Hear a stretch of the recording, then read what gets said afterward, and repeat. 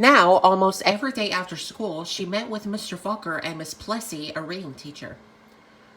They did a lot of things she didn't even understand. At first, she made circles in sand, and then big sponge circles on a blackboard going from left to right, left to right.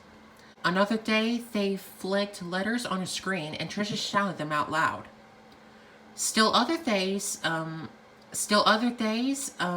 she worked with wooden blocks and built words. Letters, letters, letters, words, words, words. Always signed them out, and that felt good. But though she'd read words, she hadn't read a whole sentence. And deep down, she still felt dumb. And then one spring day, had it been 3 months or 4 months that staff started? Mr. Falker put a book in front of her. She'd never seen it before. He picked a paragraph in the middle of the page and pointed at it. Almost as if it were magic or as if light poured into her brain, the words and sentences started to take shape on the page as they never had before. She marched them off to... Slowly she read a sentence, then another and another, and finally she read a paragraph and she understood the whole thing. She didn't notice that Mr. Falker and Miss Plessy had tears in her eyes. That night, Trisha ran home without stopping to catch her breath. She bounded up the front steps, threw open her front door, and ran through the dining room to the kitchen. She climbed up on the cupboard and grabbed a jar of honey. Then she went to the living room and found a book on a shelf. The very book that her grandma had shown her so many years ago.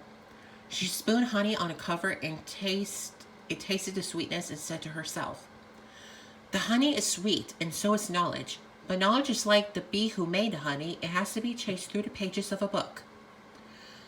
Then she held the book, honey and all, close to her chest. She could feel tears roll down her cheeks, but they weren't tears of sadness. She was happy, so very happy.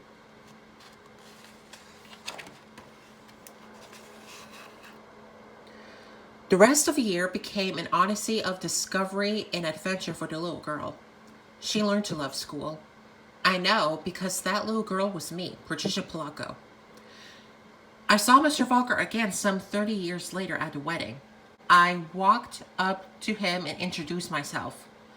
At first, he had difficulty in placing me. Then I told him who I was and how he had changed my life so many years ago.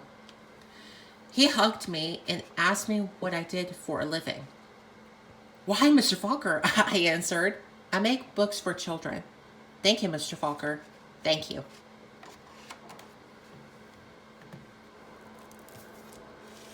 The end. Thank you for listening. Make sure you check more videos or click like and subscribe below. Bye.